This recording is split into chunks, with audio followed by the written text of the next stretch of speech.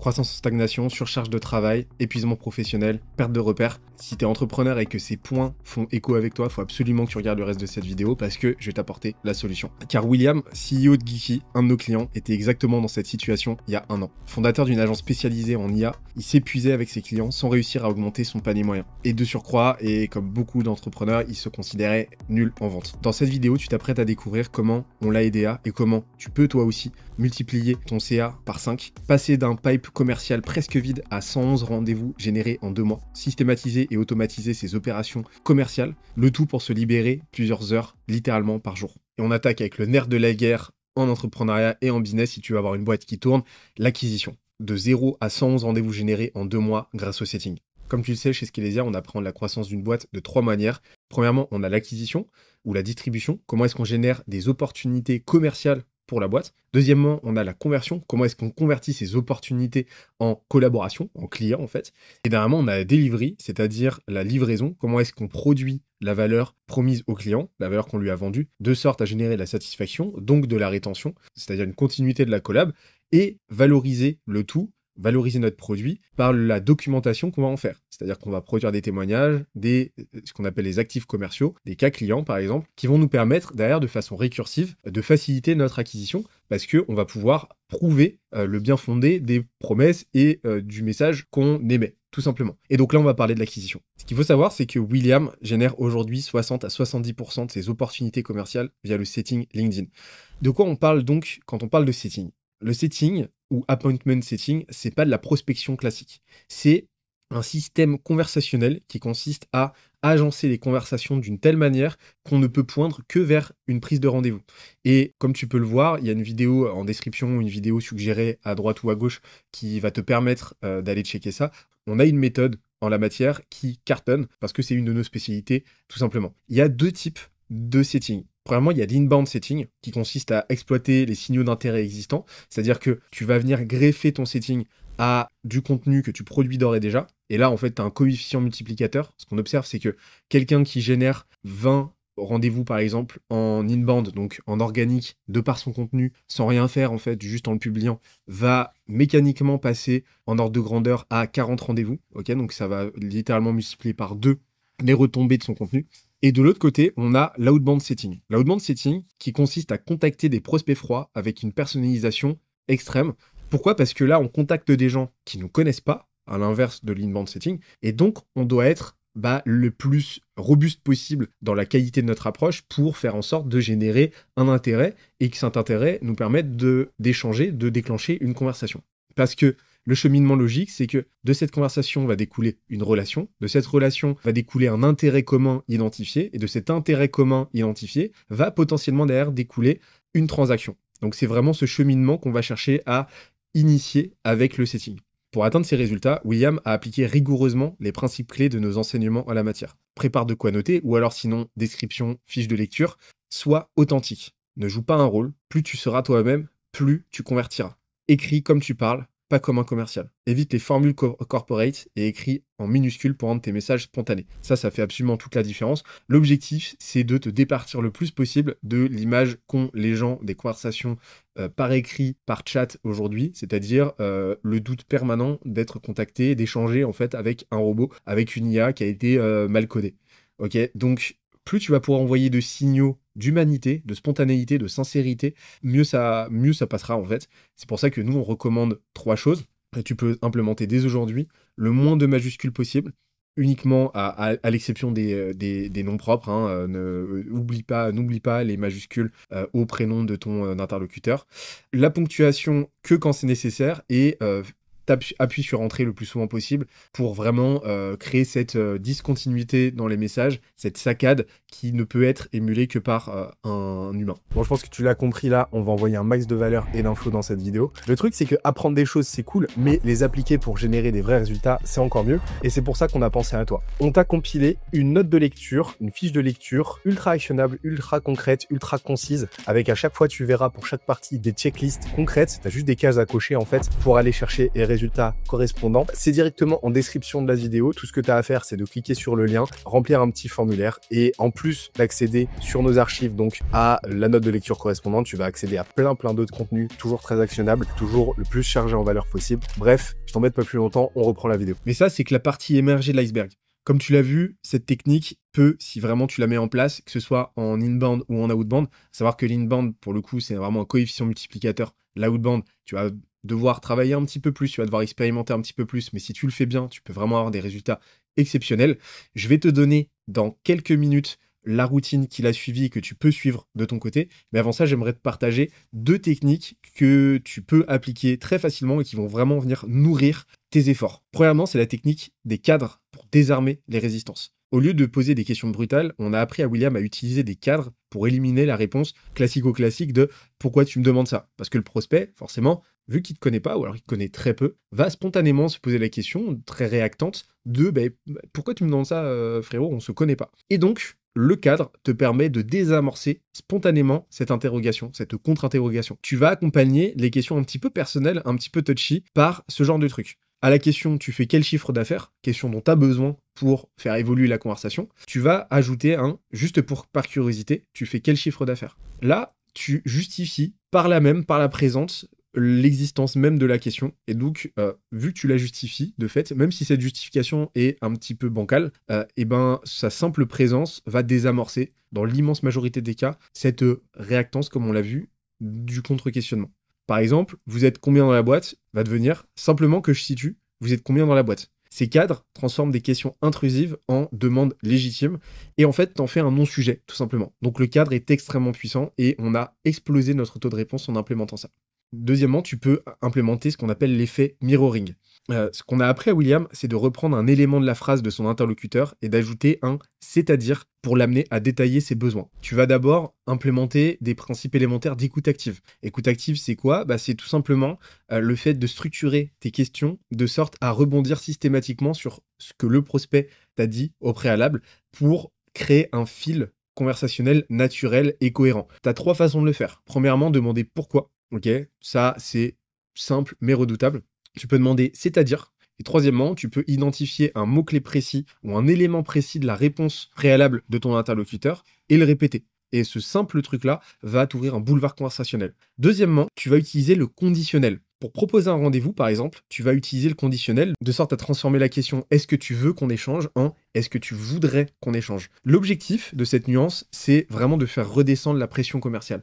Il y a ce cheminement-là qui est extrêmement important à comprendre. Tant que tu n'as pas atteint le stade de l'identification de l'intérêt commun, tu ne peux pas te permettre de mettre une pression commerciale trop forte. Parce qu'au stade de la simple conversation, tant que vous êtes en phase d'élaboration d'une potentielle relation, tu n'as pas en face de toi une réceptivité suffisante. Donc tu dois absolument moduler le truc à la baisse, ou en tout cas de façon cohérente par rapport aux enjeux et par rapport à l'instant. Le conditionnel est vraiment ton allié pour ça. Ne propose jamais ton calendrier. Donne directement des créneaux précis à ton interlocuteur. Et idéalement plusieurs créneaux, 2 à 3, qui te semblent cohérents par rapport aux disponibilités qu'il t'a annoncées. Si par exemple il dit qu'il n'est pas dispo avant les 2 prochaines semaines, ne lui propose pas de créneau la semaine prochaine. Par contre, si tu sens qu'il est plutôt dispo, etc., tu peux lui proposer un mardi 14h ou jeudi à 16h, typiquement.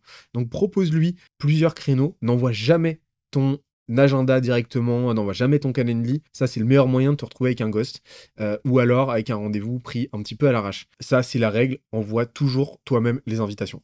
Et donc, comme je te l'ai promis, je vais te donner la routine quotidienne qu'on a implémentée chez William, que tu vas pouvoir toi-même implémenter dès aujourd'hui et tu vas voir, elle va absolument tout changer. Alors l'objectif, ça va être que tu contactes 20 à 30 personnes par jour selon cette routine. Lundi et jeudi vont être consacrés à la relance des conversations. Tu vas mettre en place un petit document, un petit Google Sheet ou un Notion ou un petit Airtable qui va te permettre de suivre 3 métriques. Premièrement, le nombre de messages envoyés à des nouveaux interlocuteurs sur la journée. Deuxièmement, le nombre de conversations en cours. Et troisièmement, le nombre de réponses, de conversations engagées sur la journée. Ça va te permettre de suivre concrètement le total de ces métriques et d'identifier les courbes, d'identifier leur flux dans le temps et leur évolution. L'objectif, ça va être que toutes les conversations en cours soient relancées sur la base de la bonne cadence. Le lundi, les lundis et les jeudis vont être consacrés à ça. Toutes les conversations qui doivent être relancées sur ces jours-là avec la bonne structuration conversationnelle et en rebondissant sur la suite de la conversation et en rebondissant sur ce que vous vous êtes dit au préalable. Les mercredis, tu vas traiter les nouveaux abonnés qui proviennent de ton contenu. Donc, tu as deux approches. Sur de l'inbound setting, tu vas contacter tes nouveaux abonnés, donc les nouveaux abonnés à ton profil, ou alors les nouvelles personnes qui ont liké ton contenu ou qui ont commenté, en tout cas ceux qui se sont engagés soit avec ton contenu, soit avec ton profil. Et en outbound setting, tu vas contacter les nouvelles personnes qui correspondent au listing que tu as identifié. L'avantage sur LinkedIn, c'est que tu peux sauvegarder tes recherches de sorte qu'elles se mettent à jour régulièrement. Et donc toi, tu peux identifier très simplement les nouveaux profils qui correspondent à ces critères. Et dernièrement, les lundis, mercredis et vendredis, tu vas gérer les gestions des visites de profil. C'est-à-dire que tu vas contacter toute personne qui a visité ton profil. Tu vas devoir traiter quotidiennement donc les demandes de relation et les réponses reçues. Si tu reçois une réponse de la part d'un interlocuteur, tu dois lui répondre le plus rapidement possible. Si tu lui réponds le soir alors qu'il t'a envoyé une réponse le matin, c'est déjà trop tard. Donc tu dois être le plus réactif possible. Tu vas classer les différents comportements de tes interlocuteurs de façon décroissante comme suit. D'abord les demandes de relation, ensuite les nouveaux followers, donc les nouvelles personnes qui s'abonnent à ton profil, ensuite les visites de profil, ensuite les commentaires et enfin les likes sur ton contenu. Très important. Le plus essentiel, réponds toujours rapidement. Les meilleures transformations de William, pour donner une idée, durent 10 minutes en moyenne. C'est-à-dire qu'en 10 minutes, bien structuré, en 10 minutes bien réactif de ton côté, sur la base du bon ciblage, tu peux générer un rendez-vous avec ta messagerie LinkedIn. Donc je t'encourage vraiment à le faire. Comme promis, tu vas retrouver la checklist complète en description de la vidéo, mais si j'ai une seule tâche à te donner et celle qui va en fait déterminer toutes les autres, c'est de commencer dès aujourd'hui à contacter des profils qualifiés. Si tu t'assures tous les jours de te bloquer des créneaux qui te permettent de contacter 20 à 30 nouvelles personnes quotidiennement, je peux t'assurer que dans quelques temps, tu auras bien trop d'opportunités que tu ne peux les gérer. Comme on l'a vu, on est passé de 0 à 111 rendez-vous générés par ce simple canal, par ces simples actions en 2 mois avec William. Donc je t'encourage à en faire de même. Et on peut passer à la suite. Deuxième partie, automatisation du système commercial. En quelques mois avec nous, William est passé d'un état où il était stressé et courait derrière l'argent à une situation où il ne regarde même plus ses relevés bancaires. Cette transformation vient d'un système d'automatisation qu'il a mis en place avec nous, avec Romain de chez nous, qui est Growth Ops, et qu'il a suivi sur le sujet. C'est exactement ce qu'on va voir ensemble. Et dans quelques minutes, je vais te donner les outils qu'on a implémentés chez lui et une séquence ultra simple de mise en place que tu vas pouvoir implémenter dès aujourd'hui, dès cette semaine, et qui va vraiment changer la donne en termes de qualité des relances, en termes de qualité de suivi de tes opportunités et donc en termes, in fine, de CA généré. Le truc, c'est que William, au début de la collaboration, avait aucun système commercial en place. Et donc, en fait, il y allait au hasard. Il y allait un petit peu par tâtonnement systématiquement. Il réinventait son système à chaque nouvelle opportunité, à chaque nouveau prospect. Et donc, c'était un enfer cognitif pour lui et c'était un enfer organisationnel. Donc, on a mis en place de l'opérationnalisation, on a mis en place du suivi et on a systématisé tout ça avec, encore une fois, les bons outils. C'est ce que tu vas découvrir juste ici. En fait, concrètement, on a créé un système où William n'a quasiment plus rien à faire. Son CRM est connecté et suit automatiquement tous les prospects. Il génère automatiquement les devis dès qu'il a un besoin identifié. Il déclenche automatiquement des factures après signature et il synchronise automatiquement avec les relevés bancaires. Alors, ça s'est pas fait tout seul, ça nous a pris du temps. Par contre, ce temps, aujourd'hui, lui paye des dividendes quotidiennement, à la fois en termes de résultats financiers et en termes d'économie de temps. Et c'est-à-dire que ce temps-là se compte en heures quotidiennes. Il a opté pour une stack d'outils faite de 3 outils. Il n'y a pas besoin de plus. Premièrement, on a implémenté chez lui HubSpot. HubSpot qui sert à 2 égards. Non seulement ça lui sert de CRM commercial pour effectuer le suivi avec ses prospects, mais lui sert aussi de briques marketing automation, c'est-à-dire que grâce à ça, il peut envoyer des séquences de marketing, de nurturing et ainsi de suite pour nourrir ses prospects en continu et donc les réchauffer dans le temps ou maintenir le lien avec eux. Deuxièmement, Make, qui est un outil qui permet de faire des automatisations plus ou moins avancées en faisant des passerelles automatisées donc entre différentes applications et de mettre en place des workflows, ce qu'on appelle des workflows, donc des systèmes complètement autonomes. Donc c'est un petit peu comme un agent autonome auquel tu peux rajouter de l'IA si tu sais le faire. C'est assez facile à faire d'ailleurs pour finalement qu'il travaille à ta place sur ces tâches très chronophages, très algorithmiques sur lesquelles par définition tu as peu de valeur ajoutée. alors que c'est des tâches essentielles. Et dernièrement, on a implémenté avec lui Quoti, qui lui sert à l'envoi des devis, au chiffrage et au suivi de la signature de ces devis. Et donc ça lui fait gagner absolument un temps fou. Cette libération à la fois temporelle et mentale lui permet de se concentrer sur ce sur quoi sa boîte l'attend, à savoir la stratégie, l'opérationnalisation tactique de cette stratégie et de structurer ses projets pour avoir toujours plus d'impact. Parce que ton rôle en tant qu'entrepreneur, c'est pas de courber les chines et de te laisser te faire ensevelir sous le poids du quotidien, c'est justement de faire en sorte de t'en délivrer le plus possible et le plus vite possible pour pouvoir te concentrer sur justement ton rôle de dirigeant qui est avoir une vision, comprendre comment implémenter cette vision, trouver les bonnes personnes pour mener à bien la mise en œuvre de cette vision et ensuite t'assurer que tout le monde ait tout ce qu'il lui faut pour avancer, tout simplement. Mais on ne s'est pas arrêté là avec William, car il lui restait un problème d'une ampleur sans précédent, que rencontre d'ailleurs l'immense majorité des entreprises et qui a de très fortes chances que tu rencontres toi aussi. Et ce problème, c'est le suivi des opportunités. Et donc comme tu le sais, un prospect qui n'a pas encore signé, peu importe son niveau d'intérêt, c'est un prospect potentiellement perdu. Et donc, effectuer le bon suivi de la bonne manière, c'est absolument vital pour tes performances à court, moyen et long terme. Donc c'est exactement ce qu'on a mis en place avec lui, avec un système de nurturing anti-no-show. William a très vite identifié un problème récurrent. Après tout ce travail de setting, certains prospects ne venaient pas au rendez-vous. On a donc implémenté un protocole tout simple que tu vas pouvoir copier-coller dès à présent. Tu vas voir, c'est extrêmement simple, mais ça fait absolument toute la différence. Immédiatement après la prise de rendez-vous, tu vas envoyer l'invitation avec non seulement le lien, mais aussi une invitation à consulter ton site, à consulter l'endroit qui renferme l'essentiel des informations à cerner sur ce que tu fais, de sorte que l'interlocuteur puisse non seulement se renseigner, puisse faire monter son niveau de sensibilisation et puisse potentiellement aussi, et c'est là la subtilité, se disqualifier. Tu peux te retrouver avec des prospects pas du tout qualifiés en rendez-vous et l'objectif, c'est que justement ces prospects-là puissent se rendre compte potentiellement par eux-mêmes que finalement ce temps-là ne sera pas mis à bon escient parce que tu peux pas faire grand-chose pour eux et donc puissent te dire par eux-mêmes, non, finalement, ça risque de pas être très pertinent. C'est un gain pour tout le monde, parce que toi, ça t'évite de perdre du temps, lui, ça lui évite de perdre du temps, et c'est tant mieux. Donc, immédiatement après le rendez-vous, tu vas faire ça. Ensuite, à J+2 du booking de rendez-vous, tu vas envoyer une petite ressource à forte valeur ajoutée. Par exemple, tu vas pouvoir lui envoyer un petit message. On vient de sortir un article sur tel sujet qui pourrait être donc fortement bénéfique pour ta boîte. J'imagine que ça pourrait t'intéresser. Le voici, avec un petit là. Ça va là aussi contribuer à deux égards. Premièrement, ça va te permettre de nourrir le lien et par biais de simple exposition, ça va permettre à ton interlocuteur de se familiariser à ta boîte et à toi.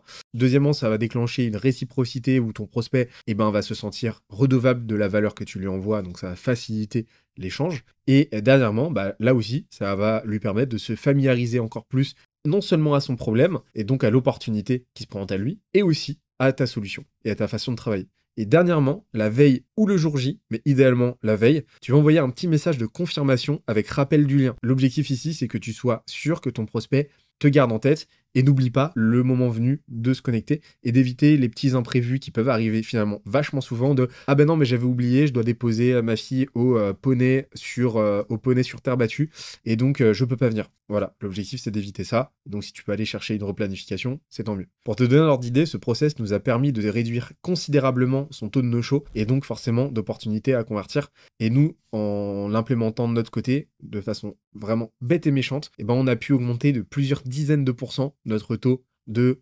présentation aux appels. Je te laisse imaginer derrière l'impact que ça a sur les performances commerciales. Mais ça, tu pourras t'en rendre compte que si tu fais un truc essentiel, c'est-à-dire suivre les bonnes performances. Juste après, je vais te partager les 4 performances, les 4 chiffres, les 4 métriques à suivre absolument. Mais juste avant ça, il faut que tu comprennes comment la valeur se génère dans une boîte. Il y a 3 types de métriques à suivre. En gros, ce qu'on a mis en place avec William, c'est un système de suivi de performance qui lui a permis de suivre ses inputs, c'est-à-dire ce qu'il met sur la table pour produire un résultat, à savoir le temps, l'énergie et l'argent. Ces inputs ensuite vont se transformer en ce qu'on appelle des outputs, c'est-à-dire des résultats métiers concrets, les résultats directs de ses actions. Et ces outputs se transforment derrière en des outcomes. Les outcomes, c'est quoi? C'est les retombées financières de ces outputs. Soit on gagne de l'argent, soit on évite d'en perdre. Et l'objectif, c'est d'avoir un panel représentatif de ce cheminement-là sur ces 3 niveaux pour voir justement les retranscriptions et voir les ordres de grandeur. Parce que tu peux avoir un bon suivi sur tes outputs, si tu n'as absolument aucune idée des inputs qui ont été nécessaires pour les produire, et ben potentiellement, tu n'es potentiellement pas du tout rentable à cet égard. Et donc ça donne pour William, et donc ce que tu vas pouvoir implémenter, et là je te partagerai les 4 métriques essentielles pour ce faire juste après, pour un objectif de 10 000 € par mois de CA, par exemple, donc ça c'est l'outcome, on s'est rendu compte que William avait besoin de signer 2 nouveaux clients, sachant que son panier moyen est à 5 000 €, ça c'est l'output. Donc de booker 10 rendez-vous qualifiés par mois sur la base de son taux de closing en cours d'amélioration, mais là c'était le résultat, c'était le chiffre à l'instant T de 20%, là c'est l'output. Donc pour ce faire, il avait besoin d'avoir constamment 40 conversations en cours au niveau du setting à raison d'un taux de conversion en rendez-vous de 25%. Là aussi, c'est un autre output. Les outputs se cumulent. Et pour finir, de par ces outputs, on a pu extrapoler que pour avoir constamment ces 40 conversations en cours, il devait engager 100 nouvelles conversations par mois à raison d'un taux de réponse de 40%. Ça, c'est donc l'input. Et donc, on peut ici, comme ça, de façon très simple, sur la base des bonnes métriques, modéliser toutes les actions à accomplir, de sorte à aller, in fine, générer les outcomes recherchés et envisagés. Comme promis, voilà les 4 ressources que tu dois traquer. Premièrement, comme on l'a vu, ça va être, dans le cas du setting, les conversations engagées. Conversations engagées, c'est-à-dire, en gros, le nombre de messages envoyés. Ça, c'est tes inputs, c'est ce que tu maîtrises à l'instant T. Tu maîtrises pas les réponses que tu reçois, ni leur timing. Par contre, tu maîtrises ce que toi, tu mets en place pour les déclencher. Deuxièmement, les réponses obtenues. Troisièmement, les conversations en cours. Et dernièrement, les rendez-vous pris. Et ça va te permettre de traquer toutes les performances au niveau de l'acquisition. Et derrière, sur la partie commerciale, tu vas en avoir tout un tas d'autres. L'idée, c'est pas de creuser dans le détail là-dessus parce qu'on a fait une vidéo ultra détaillée sur le sujet. Je t'invite à aller creuser ça sur notre chaîne. De toute façon, on en parle énormément. Mais là, avec ces 4 métriques, tu vas pouvoir maîtriser le plus précisément possible ton acquisition. En tout cas, sur la partie setting. Et ça se décline, ce modèle-là se décline sur n'importe quel canal. Ça fonctionne pour l'Ads, ça fonctionne pour le contenu, etc. Et donc là, ici, petite checklist, tu as 4 actions à mettre en place si tu veux systématiser ton système commercial. Premièrement, tu vas configurer ton CRM et tes automatisations de base. Je t'ai partagé les outils, t'as plus qu'à. Ensuite, tu vas mettre en place ton protocole de nurturing, ton protocole de suivi anti-no-show, comme on l'a vu. Troisièmement, tu vas créer un tableau de suivi qui va te permettre de suivre tes métriques. C'est essentiel, ce qui ne se mesure pas, ne peut pas s'améliorer et ne se maîtrise pas par définition.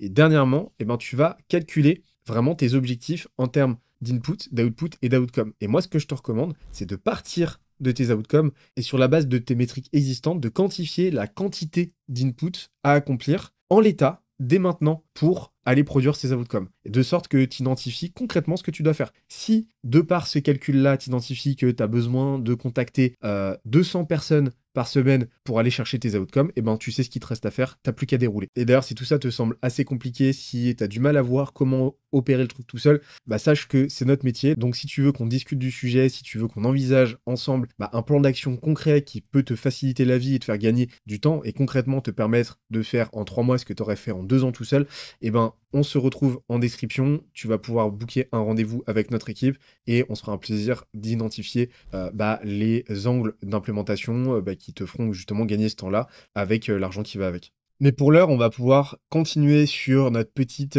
étude de cas, à savoir que, je te l'ai pas dit tout à l'heure, mais à la fin, je vais te proposer un plan d'action semaine par semaine que tu vas pouvoir implémenter, vraiment la feuille de route pour aller chercher des résultats similaires à ceux de William. Donc reste bien jusqu'à la fin. Mais là d'abord, on va parler d'un sujet essentiel, un sujet dont on a parlé vraiment en filigrane depuis le tout début et qui vraiment est à l'origine du succès de William parce que l'aspect opérationnel, l'aspect compétences sont essentiels. Mais celui-ci, pour le coup, on en parle bien trop peu alors qu'il le dit lui-même. C'est ce qui a absolument tout changé, c'est l'état d'esprit dans lequel il était et le cheminement, l'évolution qui a été à l'œuvre sur ce plan. Troisième, transformation de l'état d'esprit, passer d'exécutant à chef d'orchestre. Pour William, le plus important dans sa transformation n'est pas le chiffre d'affaires, mais l'évolution de son état d'esprit d'entrepreneur. À savoir que de son côté, il s'est passé 2 choses. Il y a eu 2 épiphanies qui lui ont permis de vraiment switcher. Et que je vais te partager juste après. Mais comme on l'a vu dans le titre, et comme on en a parlé tout à l'heure très brièvement, il y a vraiment 2 grands modes en tant qu'entrepreneur. Il y a le mode exécution et le mode chef d'orchestre. Tu vas devoir systématiquement mettre la main à la pâte de façon plus ou moins intense et de façon plus ou moins gourmande au sein de ton emploi du temps. De façon plus ou moins demandante en temps, en énergie etc. Donc ça, c'est nécessaire. Tu as une casquette exécution, une casquette d'exécutant dont tu ne pourras potentiellement jamais, ou en tout cas pas tout de suite. Ça, c'est sûr. Mais ce mode-là doit impérativement cohabiter et tout le temps, systématiquement, et ne jamais s'arrêter de cohabiter avec cette deuxième casquette qui est celle du chef d'orchestre. Le chef d'orchestre n'est donc par définition pas dans l'orchestre, il fait face à l'orchestre et il coordonne. C'est lui qui donne la vision, c'est lui qui donne la cadence, c'est lui qui donne le cap, et c'est lui qui justifie la cohésion de l'ensemble. Ton rôle, donc, est de réussir, un peu comme un funambule, de façon très contradictoire, mais de façon absolument vitale, à faire cohabiter ces deux états. Tu dois produire et tu dois en même temps coordonner et engager ceux qui produisent à tes côtés et qui ont vocation à produire à ta place. Parce que tout le temps que tu passes en tant qu'exécutant est du temps que tu n'es pas censé fournir. Parce que le temps que tu passes en tant qu'exécutant corrèle à deux trucs. Soit tu fais une tâche qui te fait profondément kiffer, et auquel cas, si c'est une tâche qui t'anime au quotidien, t'as pas vocation à la virer. Donc cette tâche-là, pour le coup, elle est bonus, c'est cadeau, et c'est juste du kiff. Ou alors c'est une tâche que tu n'as pas vocation à faire, qui te fait pas nécessairement kiffer. Et donc c'est une tâche ici que tu assures en mode intérim, et qui est un symptôme finalement de tes lacunes en tant que chef d'orchestre, de tes lacunes en tant qu'ingénieur de ton système. Et donc forcément, tu as vocation à arrêter de le faire. Comment ? Justement, en étant chef d'orchestre. C'est-à-dire en ayant la bonne vision, en ayant la bonne stratégie qui te permet de trouver et de fédérer et d'attirer les bonnes personnes, les bons profils, de sorte à accomplir ces tâches-là que tu n'as pas vocation à faire, soit parce que tu n'es pas le mieux capé pour le faire, soit parce que tu en as marre de le faire, soit parce que tu dois te consacrer à d'autres sujets, tout simplement. Et ça, tu ne peux le faire qu'en mode chef d'orchestre, encore une fois. Donc ça, c'est vraiment un point essentiel. C'est que tu opères cette cohabitation systématique entre ces deux états-là encore pour t'éviter de te faire aspirer par le quotidien et à n'être qu'un exécutant. T'imagines pas le nombre d'entrepreneurs qui finalement se retrouvent à être des exécutants à 100% au sein de leur boîte et boîte qui donc se retrouve à la dérive parce que il n'y a pas de chef d'orchestre pour coordonner. Et donc ça passe par un truc essentiel qui est ce sur quoi William a fait le plus de progrès avec nous, qui est la délégation et le blocage qui y corrèlent. Ce qu'il faut savoir, c'est que William a résisté 6 mois à nos conseils qui consistaient à lui répéter sans arrêt de déléguer, de se défaire de toutes ces tâches-là qu'il n'a pas vocation à continuer d'accomplir. Pendant 6 mois, il s'est accroché à l'idée qu'en tant qu'entrepreneur, il devait tout contrôler personnellement. Avant de comprendre que son rôle n'est pas d'avoir un œil sur chaque micro-détail, mais d'identifier ce qui doit être fait, pourquoi et quand, de maîtriser suffisamment les compétences afférentes, et enfin de trouver les personnes sur qui s'appuyer, avec 3 critères ici, les compétences, c'est-à-dire ce que tu sais faire, l'expérience, combien de temps tu l'as fait, et avec quel résultat, et derrière le culture fit, est-ce que tu t'entends bien avec la personne, et est-ce qu'elle est en phase avec la culture de ta boîte. Ensuite, d'apporter autant de clarté que possible sur les attentes, à savoir ici les objectifs, les délais, les contraintes et les standards de qualité, de donner les moyens et ressources nécessaires, à savoir les outils, le budget, le temps et les infos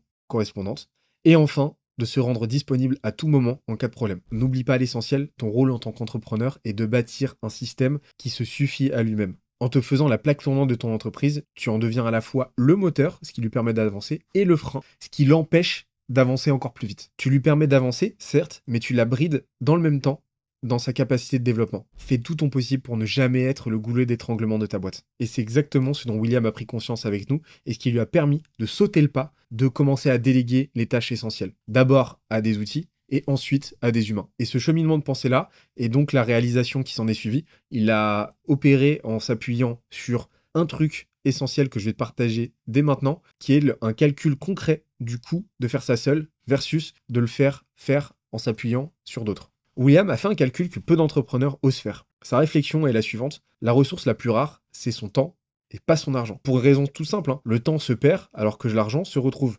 Le CA que tu n'as pas signé le mois dernier, tu peux potentiellement rattraper le rythme en redoublant de travail ce mois-ci. Donc l'argent se génère, l'argent se trouve là où le temps perdu ne peut pas se retrouver par définition. Le temps en fait est un stock limité, là où l'argent est un flux infini. Et William, fort de cette compréhension, était dans une situation critique. Manque de trésorerie, à 2 doigts du burn-out, et presque, prêt à fermer sa boîte par usure. Mais malgré tout, il était tétanisé à l'idée d'investir son matelas de trésorerie durement gagné. Et à cause de ça, il stagnait. Et c'est là qu'en fait, il s'est posé une question. Et cette question, je t'invite vraiment à te la poser. Et ce que tu dois faire là aujourd'hui, ce que tu dois accomplir, ce que tu dois bâtir, si tu pouvais le faire en 3 mois plutôt qu'en 2 ans, à quoi est-ce qu'elle ressemblerait ta boîte dans 3 mois? Et toi, à quoi est-ce que tu ressemblerais en termes d'état, en termes de vécu, en termes de qualité de vie? En fait, c'est la seule question à te poser. Je t'invite à te poser cette question. Et là, plutôt qu'une checklist un petit peu étoffée, je te propose une simple action à faire dès aujourd'hui. Fais tout simplement la liste des tâches que tu peux déléguer dès aujourd'hui. Là aussi, à des outils ou à des humains. Fais la liste, priorise-les par ordre de faisabilité et d'importance et commence à déléguer. Et comme promis, on peut passer à ce que je t'ai annoncé, ton plan d'action à copier-coller. Voici le protocole exact qu'on a implémenté chez William et que tu vas pouvoir récupérer pour toi. À savoir que, comme d'habitude, dispo en fiche de lecture, noir sur blanc, comme ça, t'as pas à prendre de screenshots et t'as pas à perdre du temps à noter. Entre le mois 1 et le mois 2, donc entre aujourd'hui et d'ici 2 mois, tu vas opérer ton diagnostic et tes premiers tests. L'objectif ici, ça va être de comprendre tes blocages et de valider les premières améliorations. Tout ça, ça prend du temps. C'est pour ça que les premières semaines vont être consacrées à l'audit, à l'analyse de ton système existant, de sorte à identifier les contraintes. Chez Skelesia, chaque client qu'on commence à accompagner démarre par un questionnaire qui lui permet de pré-auditer les contraintes de son business. C'est un questionnaire d'un peu moins de 80 questions qui corrèle aux 3 piliers qu'on a vus tout à l'heure, plus le pilier opérationnel, c'est-à-dire la façon dont la boîte s'organise pour faire tourner ces 3 piliers. Ça nous permet d'identifier très simplement non seulement les contraintes, et aussi leur ordre d'importance, leur ordre de gravité, de sorte à pouvoir prioriser nos actions et avoir le plus fort impact le plus vite possible.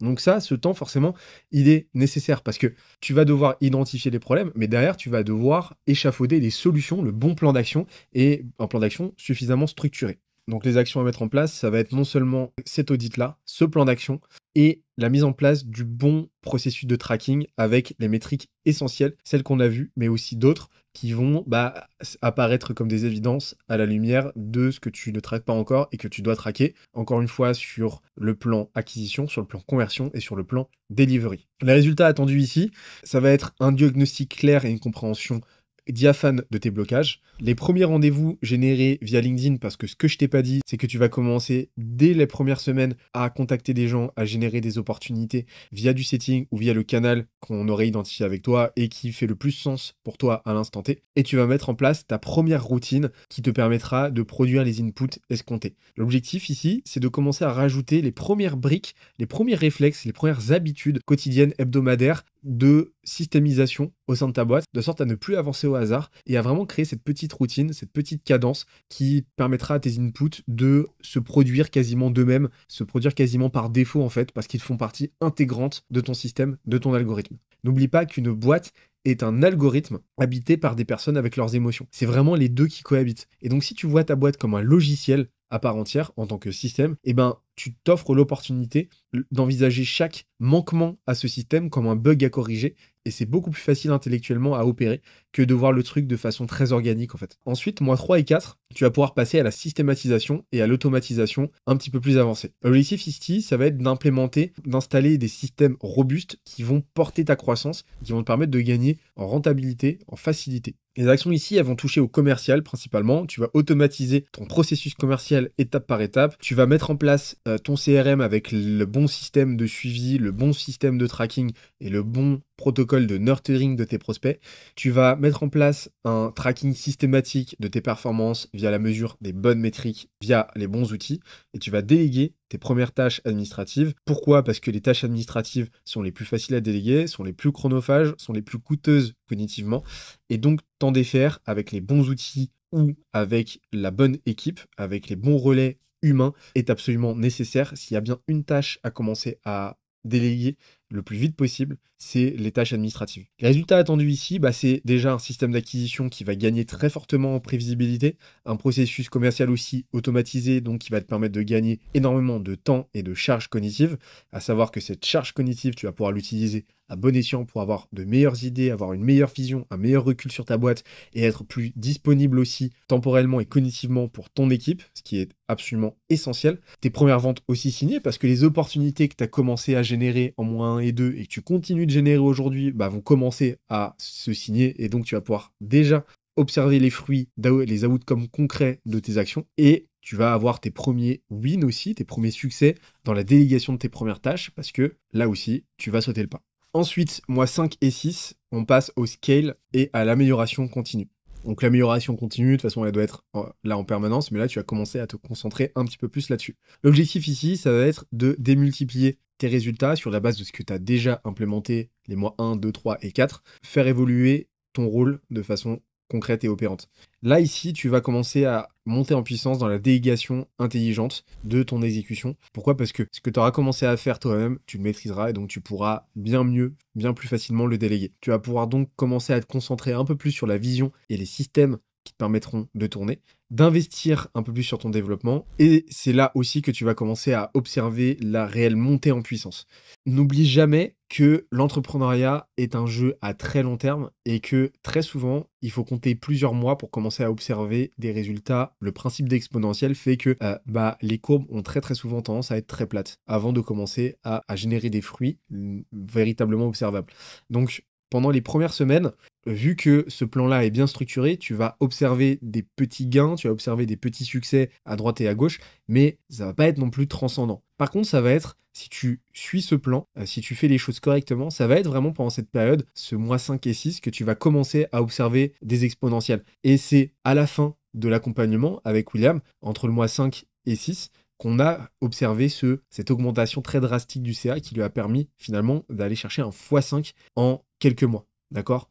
Pendant les premiers mois, c'était relativement calme, il y avait des gains, il y avait des succès, il y avait des choses concrètes à observer, mais c'est qu'à la fin qu'on a vraiment fait un bond très notable et très spectaculaire. Et là, les résultats attendus, c'est quoi? C'est, comme on l'a vu, une augmentation substantielle de ton CA, un stress qui va réduire malgré ta croissance. Pourquoi? Parce que tu délègues, parce que tu systématises, parce que tu gagnes en clarté stratégique et en maîtrise tactique. Et donc, ça va être du temps libéré, de l'espace cognitif libéré pour toujours plus de stratégie.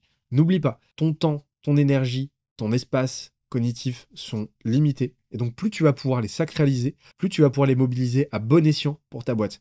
C'est pour ça que c'est absolument fondamental de les protéger le plus possible. Vois-les comme des ressources et vois la protection que tu vas leur apporter comme un rôle à part entière que tu dois accomplir au sein de ta boîte. Ta boîte attend ça de toi en tant que dirigeant. Voilà, tu as à peu près tout le plan. Maintenant, ça va être à toi de jouer. En fait, à vrai dire, tu as 3 options. Ne rien faire et continuer de subir ta situation. Deuxièmement, agir seul et donc prendre le risque quand même assez conséquent de finalement te retrouver à faire en 2 ans, voire plus, ce que tu aurais pu faire en 3 mois avec le bon programme, avec les bonnes méthodes et le bon suivi de performance. Ou troisièmement, le faire aux côtés de ceux qui l'ont déjà fait, résultats chiffrés et concrets à l'appui. Pour les options 1 et 2, t'as pas besoin de nous, tu peux te contenter de fermer cette vidéo et de voguer à tes occupations. J'espère que tu as passé un bon moment en ma compagnie. Si la troisième est une option qui te parle, j'ai quelque chose pour toi. Si tu es dirigeant d'une entreprise B2B et que tu veux débloquer, structurer ou accélérer ta croissance, on t'offre 30 minutes de consultation avec un de nos business stratégistes. Alors ces 30 minutes, c'est vraiment 30 minutes ultra opérationnelles. Et l'objectif, c'est de t'apporter un maximum de valeur sur 3 plans. Premièrement, ça va être de t'aider à te poser les bonnes questions. À savoir que c'est ce qu'on a observé chez les meilleurs entrepreneurs. En fait, ils excellent pas forcément dans le fait d'avoir toutes les réponses, parce que tu n'auras jamais toutes les réponses. Par contre, ils excellent dans l'art de se poser les bonnes questions. Et c'est exactement ce à quoi on va t'aider. Deuxièmement, sur la base de ces bonnes questions et des réponses que tu nous apporteras, on va t'aider à identifier tes angles morts et donc tes opportunités et donc tes manquements, de sorte à structurer le bon plan d'action, un plan d'action sur mesure, personnalisé, avec lequel tu pourras potentiellement repartir, qui va te permettre d'aller débloquer justement ces contraintes au sein de ta boîte, d'aller défoncer ces goulets d'étranglement qui te permettront d'exploser ton plafond de verre. Et troisièmement, on en profitera pour prendre quelques minutes, ça sera très rapide, pour t'expliquer concrètement comment on pourrait implémenter ce programme, ce plan d'action avec toi, et te proposer derrière de continuer sur un échange supplémentaire pour creuser la question tout simplement, parce que ce sera pas l'objectif de l'appel. Si tu as l'intuition que ce temps passé ensemble peut être utile, t'as absolument rien à perdre à tester. On se retrouve dans la description, tu vas pouvoir remplir un petit formulaire, puis booker ton créneau avec un membre de mon équipe. Tu verras qui que ce soit. Tout le monde est très très chaud chez Skelesia. Et de mon côté, j'espère que tu as passé un bon moment en ma compagnie. J'espère que tu as appris des trucs. Et on se retrouve comme d'habitude très vite pour les prochaines vidéos. Oublie pas de t'abonner, d'activer la cloche pour être sûr de ne pas les louper. Et il me reste à te dire ciao.